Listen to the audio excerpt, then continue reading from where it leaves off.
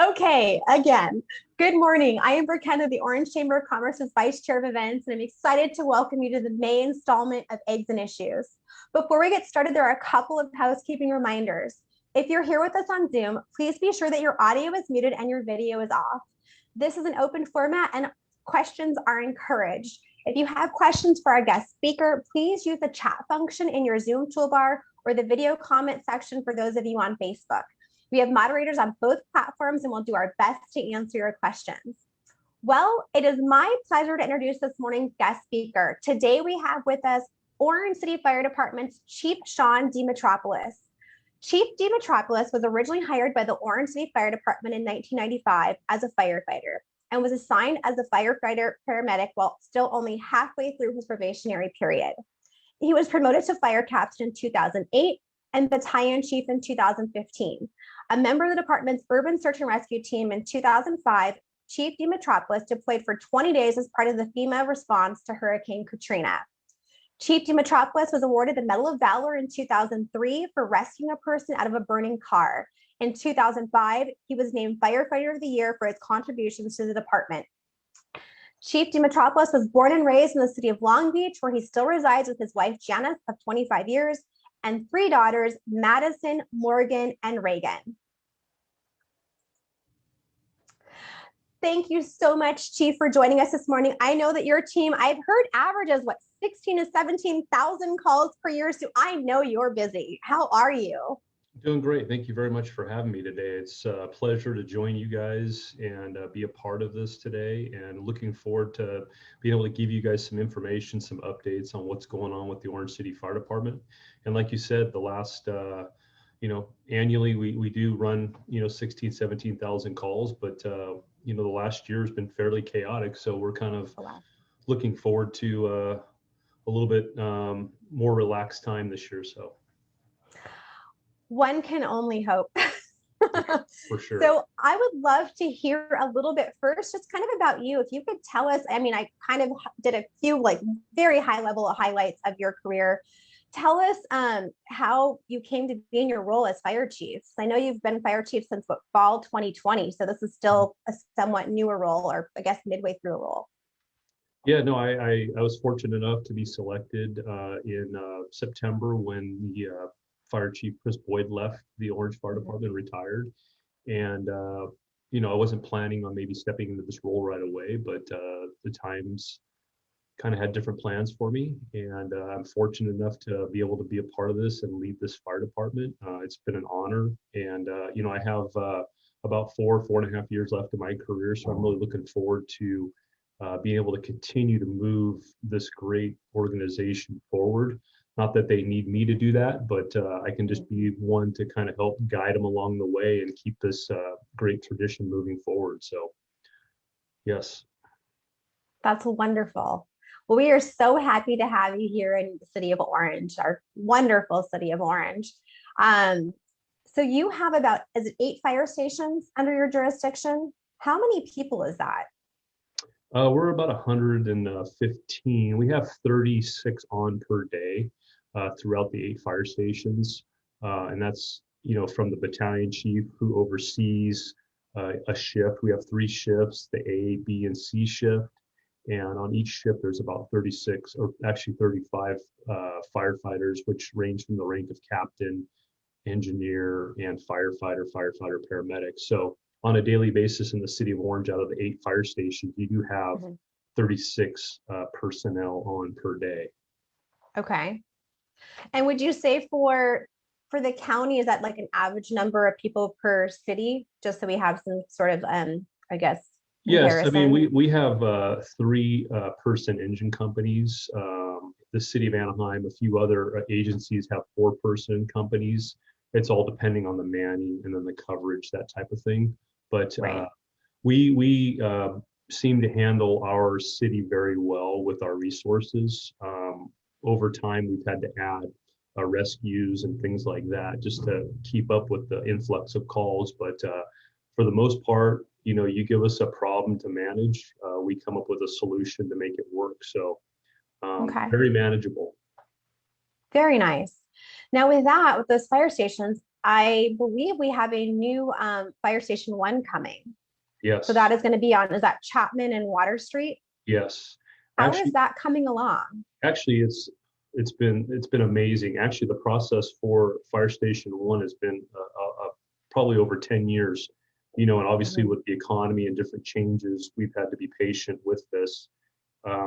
It's interesting. So our fire station here at Station 1 is 176 South Grand Street. The address is going to be 1176 East Chapman. So we're excited. It's been a long time coming. I've been hearing about it for many years. That site is the old California Department of Forestry building, which was Orange County Fire, then Orange County Fire Authority, which we purchased years ago.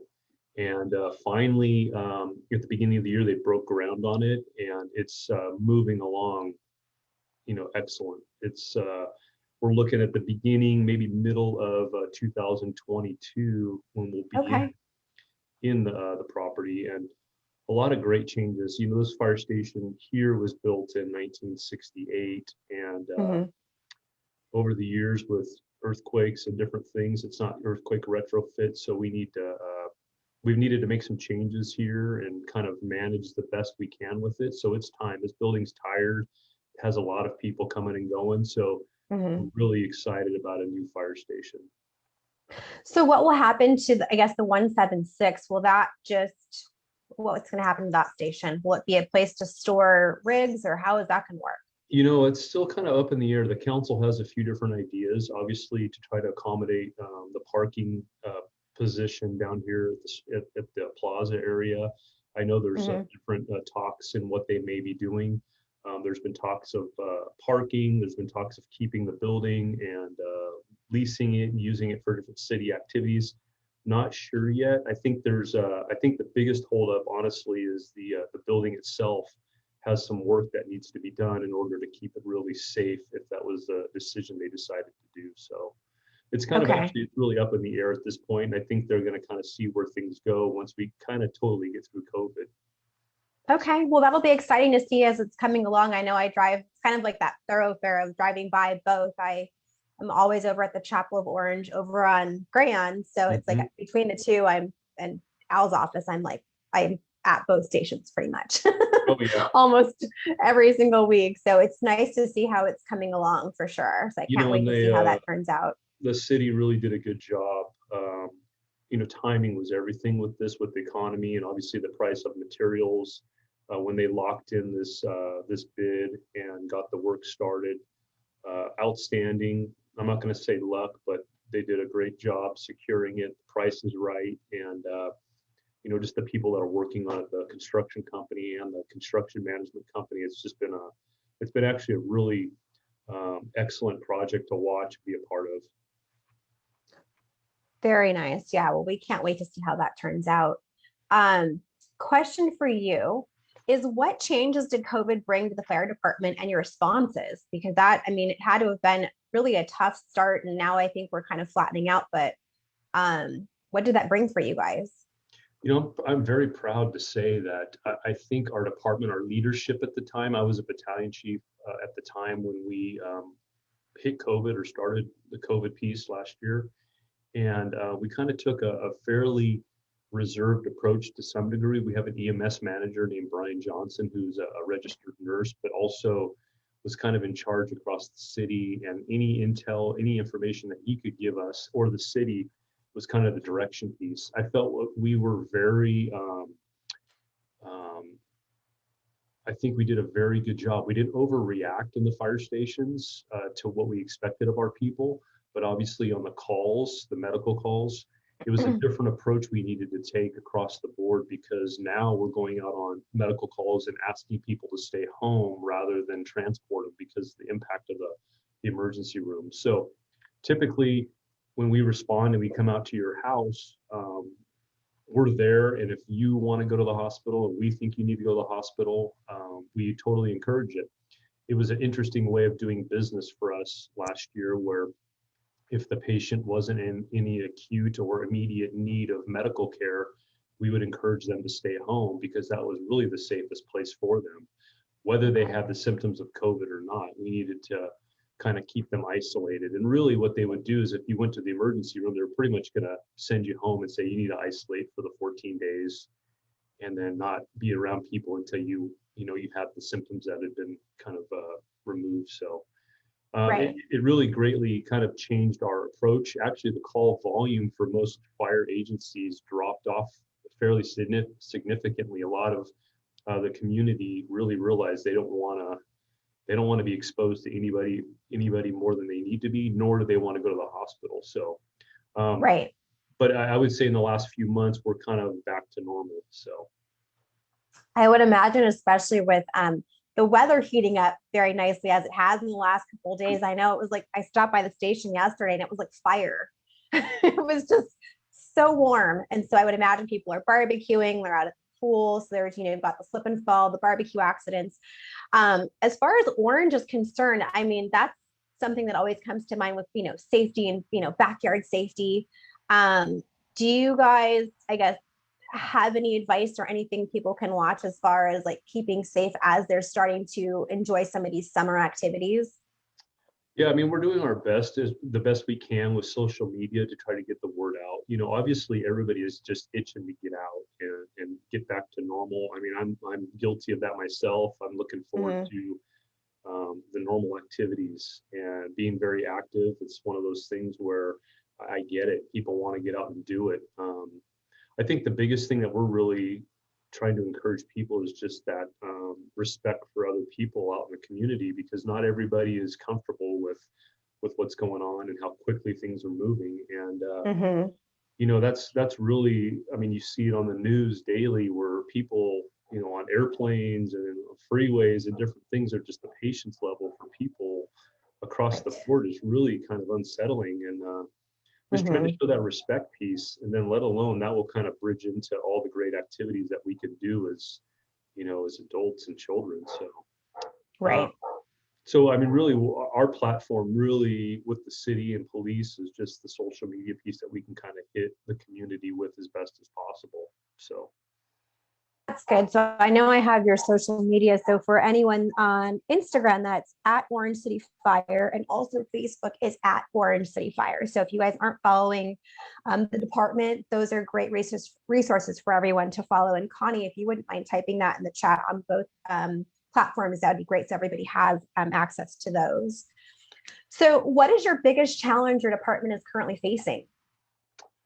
Actually, interesting enough, over 2020, and not due to COVID, we had about 20 retirements of very seasoned personnel across the board. And so what we've done in the last year, we've hired 17 new firefighters, and then with the retirements of 19 bodies, that's been a lot of promotions into the captain rank, a couple into battalion chief, engineers. So our biggest challenge right now is just the young side of our personnel and rank. So we're really encouraging a lot of hands-on training across the board.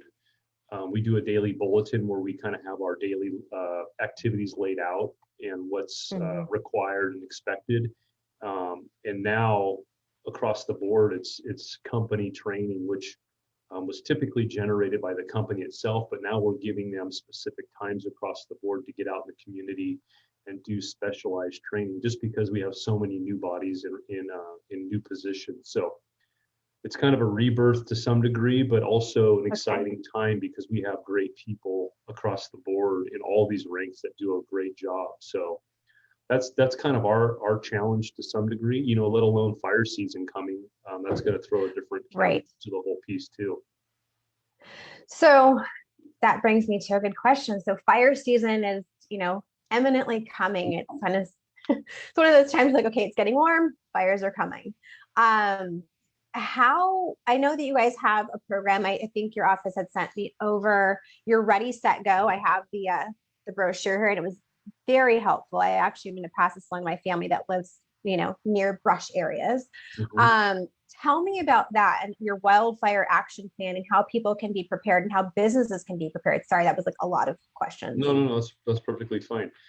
I'll keep it very brief and simple, but basically the responsibility falls back on the homeowners. I mean, when we decide to live in the urban interface outside in the wildland, I love it. I mean, it's the homes that are sprawled throughout the rolling hills in our city are outstanding, and I get it. I understand why people want to live in that part of the community. But it's a responsibility that each homeowner has to do their best to maintain and pay attention to some degree of what's coming, because we all know in the summertime, especially in the state of California, especially this year, where the rainfall was so minimal. When we have a lot of rain, it's outstanding because our basins fill up and those types of things, but it also brings great growth. And then this year, where we had minimal rain, what that does is the fuel moisture throughout the county is so low that it's primed to burn.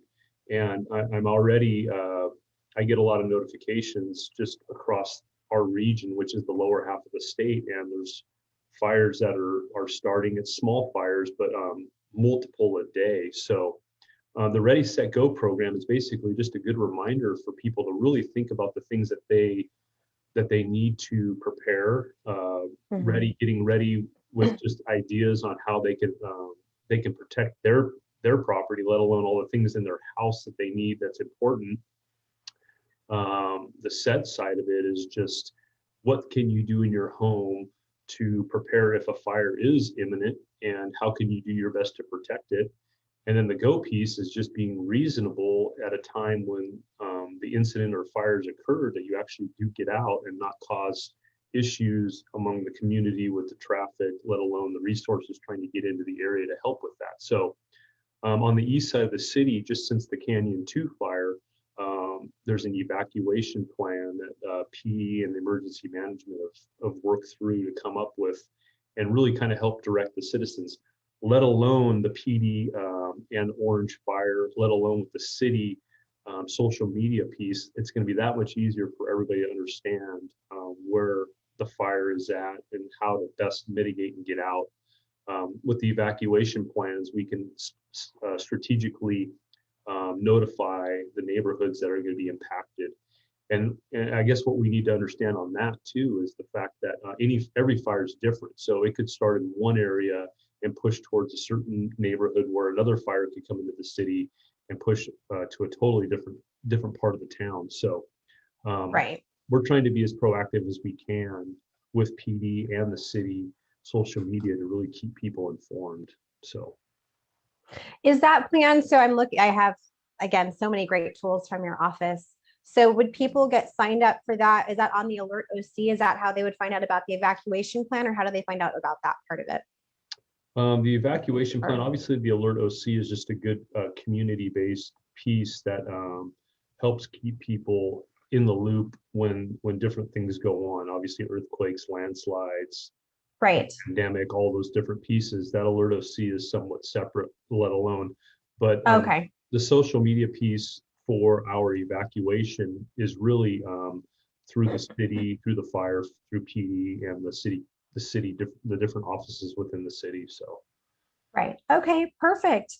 Well, let me ask you this. I mean, as far as major fires are concerned, so those of us who have businesses and live nearby, we're really concerned about our business or our home. But as far as your department, what's going on behind the scenes that people can't see, but maybe we should know about as a business or homeowner in the area? Obviously we have an active fire prevention bureau, which is out throughout the year with the weed abatement piece. That's just maintaining the vegetation around the homes, the expectation on the homeowners. That's really a really big piece that helps really save homes during those wildfires. The business side of it too, there's a few things that can be done. I think most of the time what we do see is the impact in the homes rather than the businesses per se. But I think just the community-based plans with having a plan set and ready to go for when that time happens. We're doing our best with the social media piece just to try to get the word out and just to remind people to start thinking about those things, because oftentimes people don't think about it until smoke's in the sky.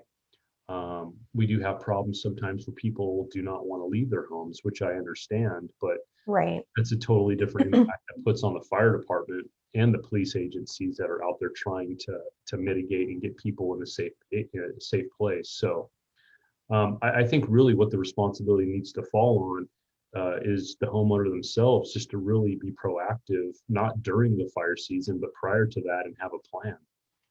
Right.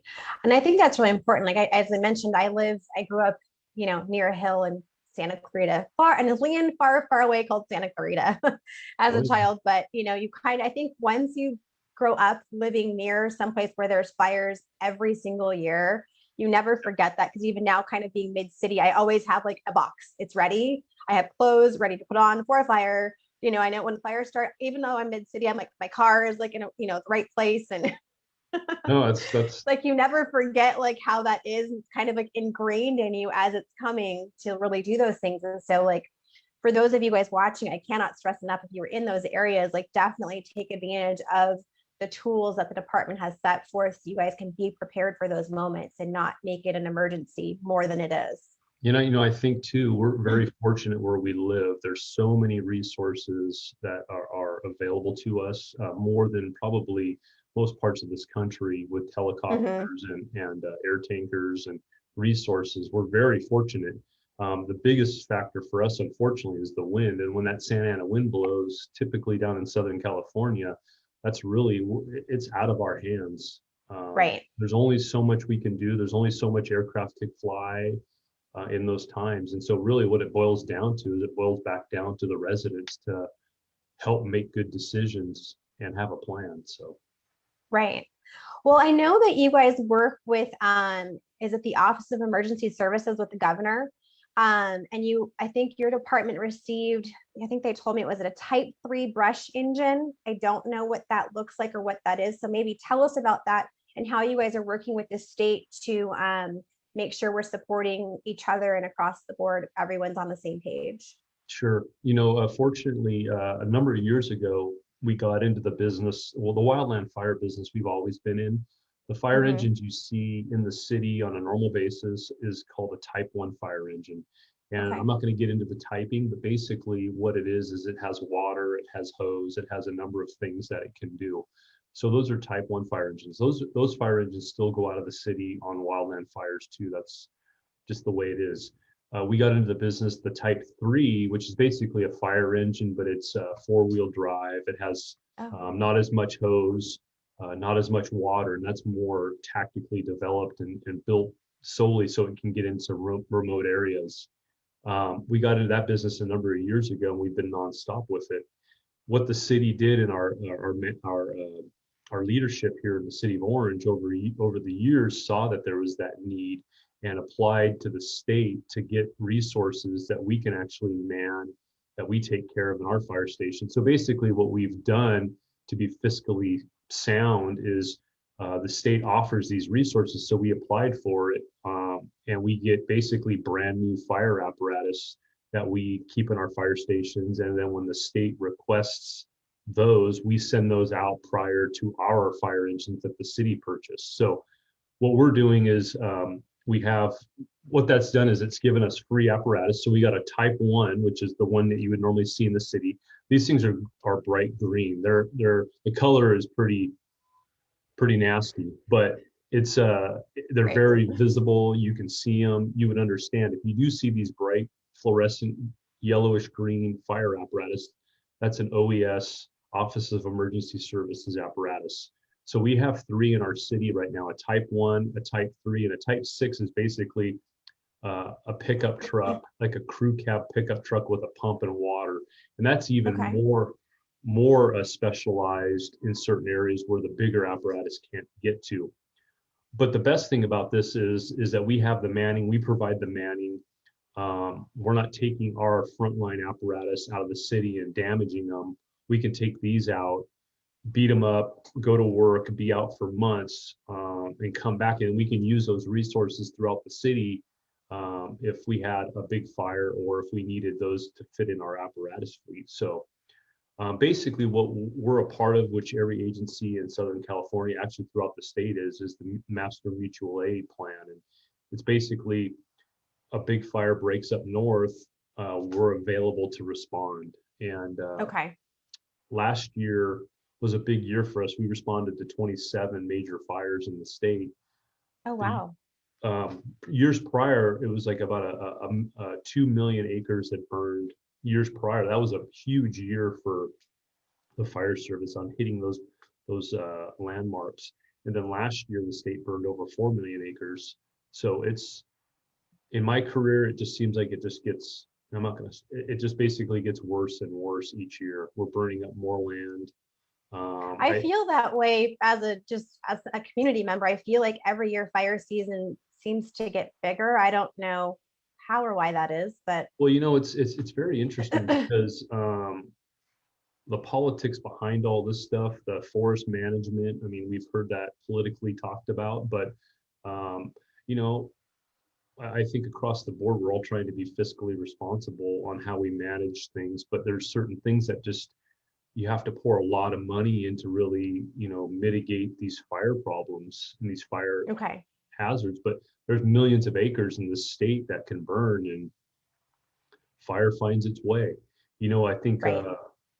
just a week or so ago, they had like over 1,000 lightning strikes. I mean, we have zero control on that, you know, and that's typically up north. What ends up sparking a few bigger fires is the lightning, the dry lightning. So, Right. but we're prepared, and you know, our fire season used to go for about 3 months, and now it's basically year round. I've been on incidents, you know, early in April, and then the Thomas fire in December up to Christmas. It's just crazy.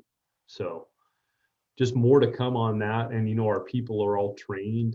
It's specialized training. They've had to spend time really getting better at and spending time doing it just to protect them. But Right.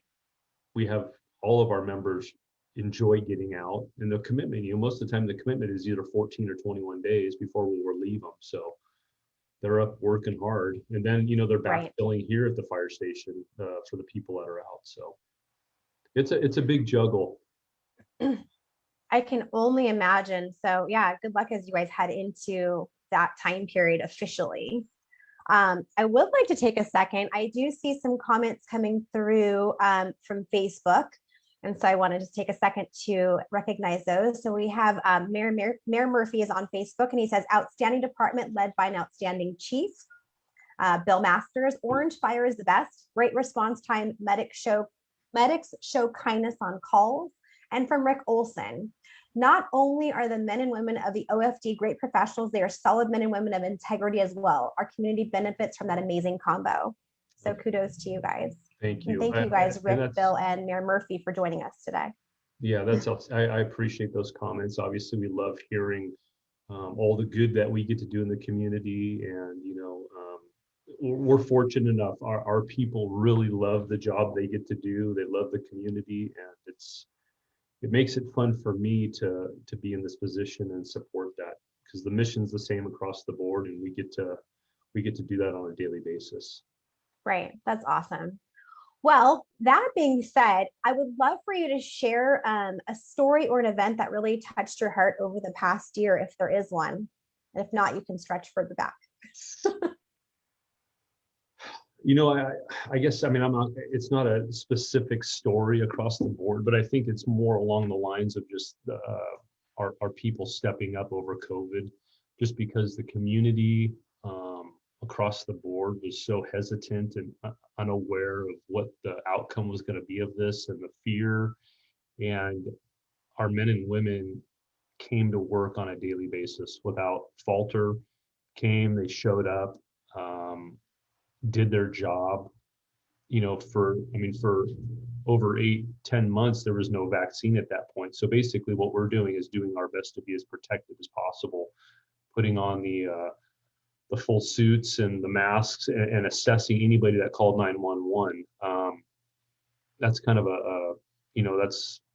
that's something that says a lot about the leadership prior to me coming in, but being a part of that. And it was just a very proud moment across the board, you know. And then right in the middle of COVID, like I said, we responded to 27 fires across the state, which spanned from basically May through December. So the taxing piece of our people on a daily basis, just sucking it up and coming to work and making it happen on a daily basis without any complaining. And that's a hard thing because people are pulled away from home. You know, our shifts we work 48 hours on, then we're off for 4 days. Okay. So that commitment, it's a great schedule. We all love the schedule because we're here for 48 hours and then we get to go home for 96. But Okay. but there's many times people were here for 20 days during the month just to cover. Wow. Yeah, so it's interesting because we'll get the complaints, we'll get the the knockdown of the fire department, the police department on some of the salaries and things like that. But a lot of people don't realize that our requirement is 120 days a year, but many times people are putting in 180, 200 days a year away from family and friends to support their community that they work for. So, that I know that's not just a specific story, but it's more along the lines of just a proud moment for us as an organization. Well, right. And we appreciate your dedication. That's one of the things, especially with this past year, as a lot of us saw ourselves, working from home, not leaving the house for, days or sometimes weeks, for some people months. You all were essential workers and your schedule did not stop. If anything, it increased because you may have needed to cover for people who may have had to stay home to, for somebody who was sick or a child or a parent who needed to be taken care of. So again, we appreciate that. And I know that you have so much responsibility and a lot of people look to you for leadership, but what do you relax and enjoy doing? Well, I have you personally, daughters. like something fun about you. I have 3 daughters.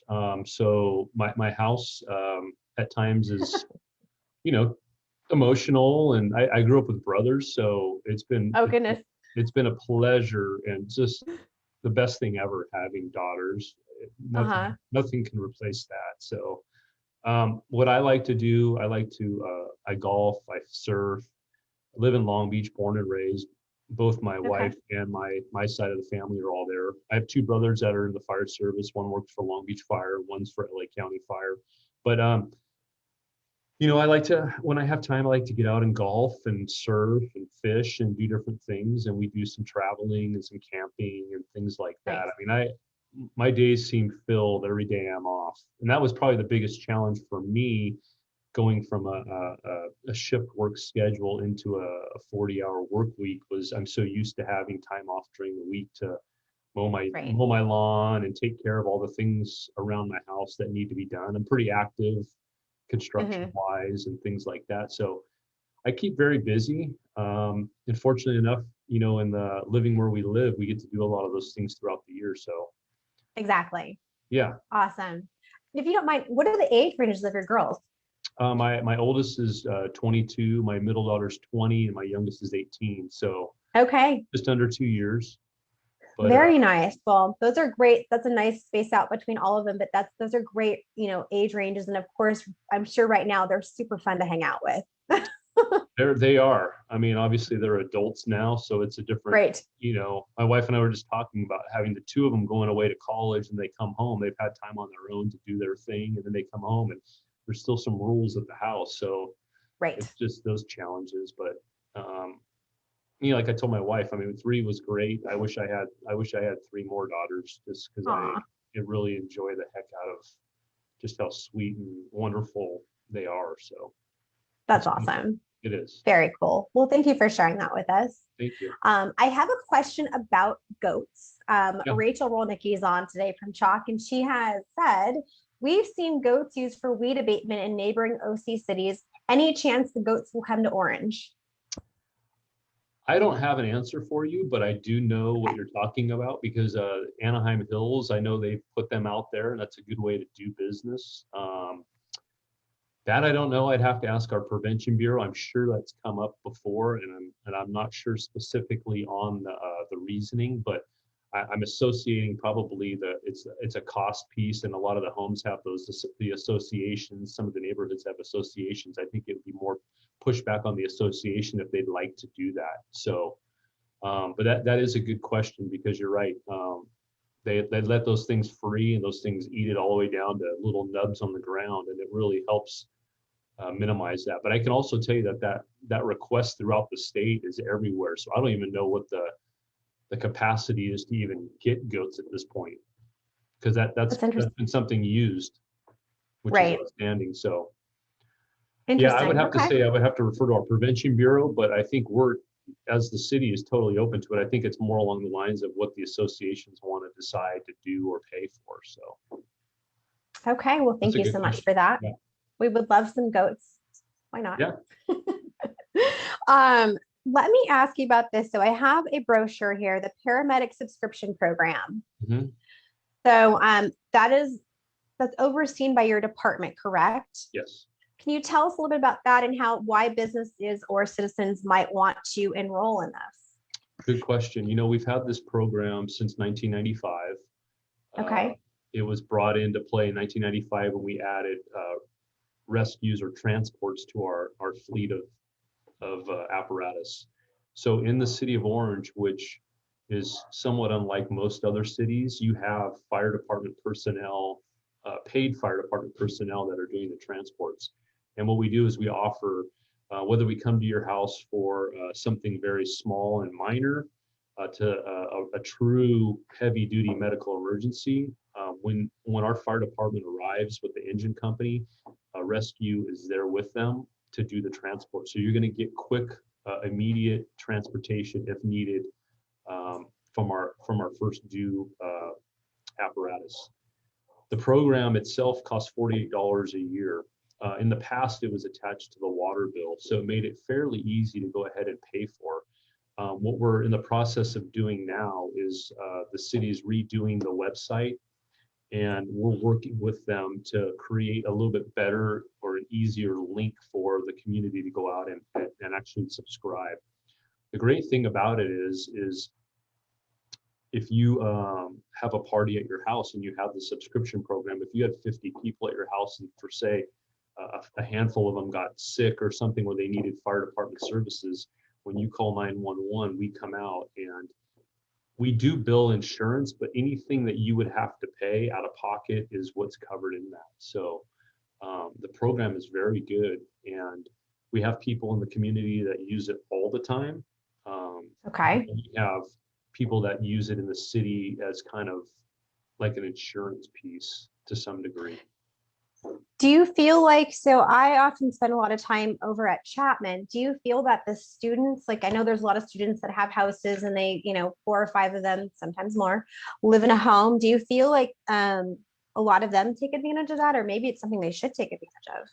That's actually a good question. We're actually working with Chapman a little bit right now. We're trying to come up with a plan on that because obviously the college has expanded so much over the years. I think they're at 9,000 to 10,000 students.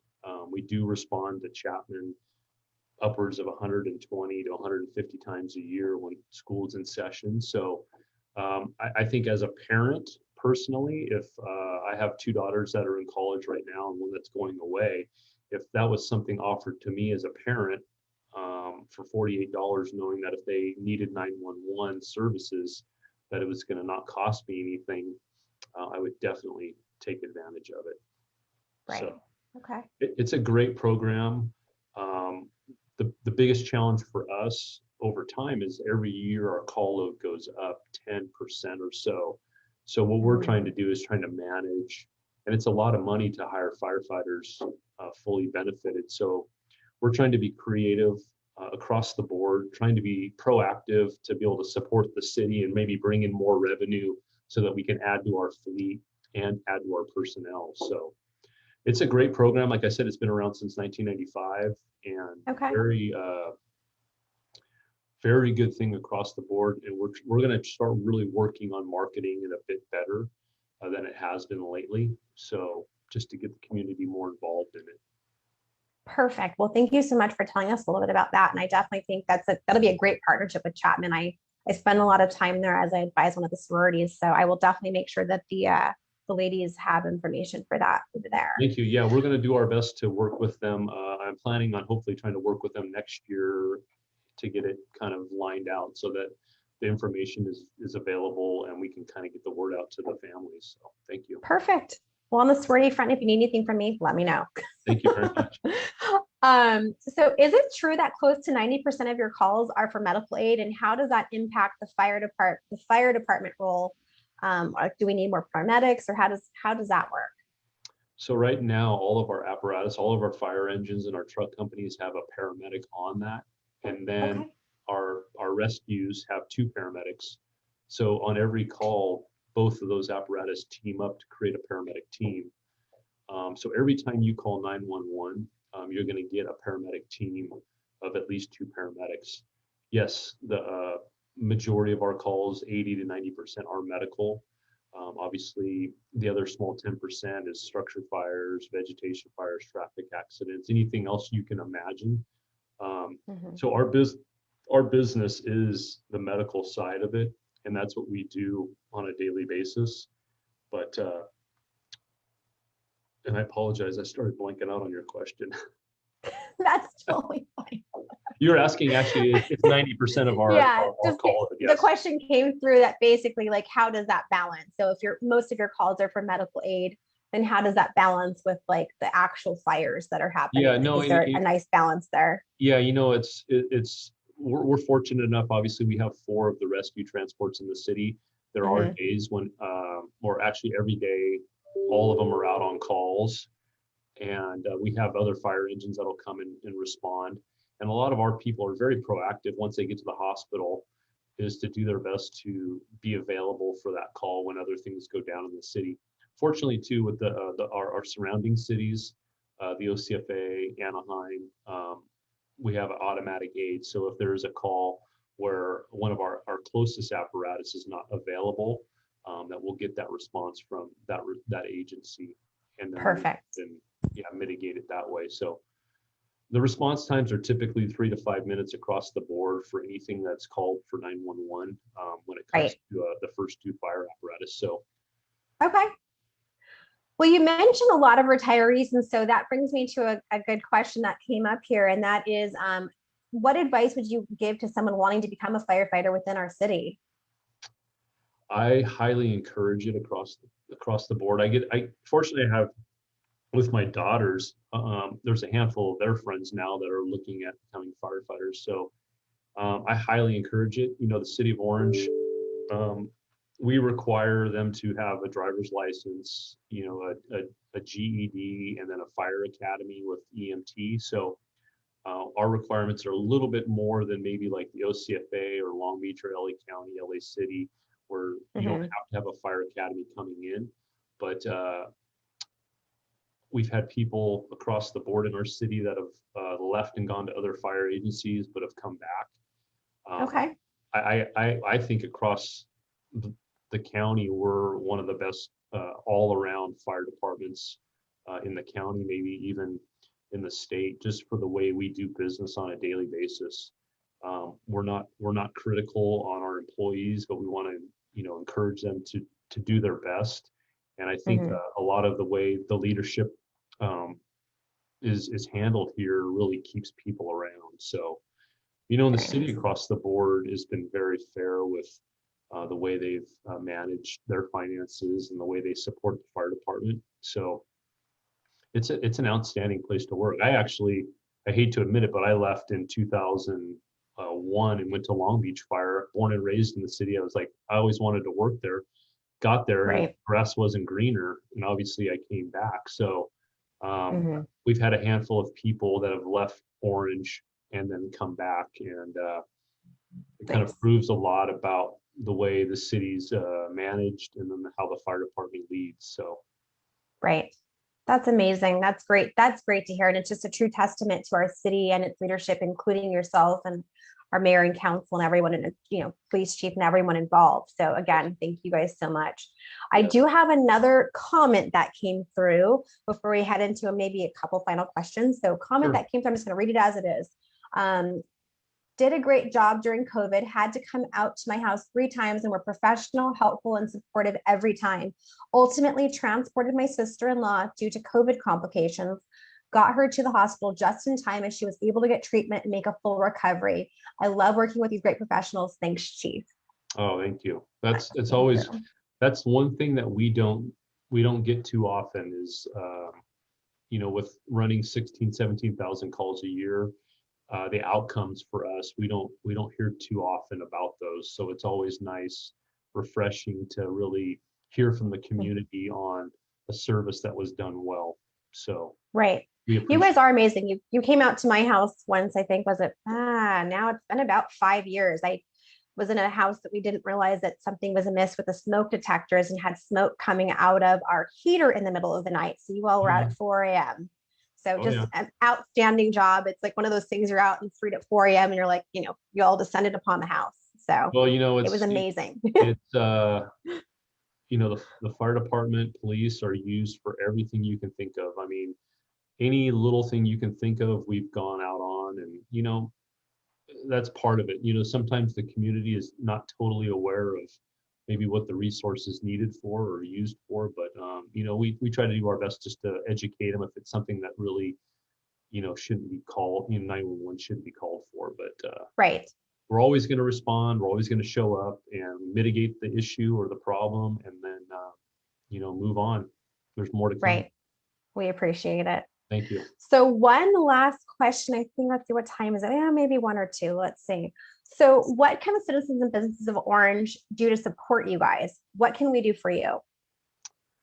Obviously it's, the media across the country, just with all the different things that have gone on, it's pretty disheartening sometimes with, it's a quick response by citizens on what they see when it comes to, social media or the news. It's hard for us to capture that stuff. Obviously the police are really dealing with that more than fire. We're always typically the ones that get the smiles, the waves, the thank yous, all that type of thing. I think just realizing, understanding that, we've made a commitment for our careers, 30 years plus, to serve a city, to serve a community, and that's what we're here to do. And sometimes we're going to make mistakes. Sometimes we're not going to say the right thing, but the hearts of our men and women of the Orange Fire Department are right on. And it's communities and society is changing. Unfortunately, there's more homeless. There's more mental health issues. It's a big impact on fire and police. We're trying to do our best with it. And obviously across the board, county-wide, statewide, federally, it's an issue that really we're struggling to find good reasons, or not good reasons, but good solutions for. So give us a break sometimes when you think we're not doing the right thing. We're really trying to come out and manage those things. There's people that we respond on daily. There's people that we respond on hundreds of times a year, the same people.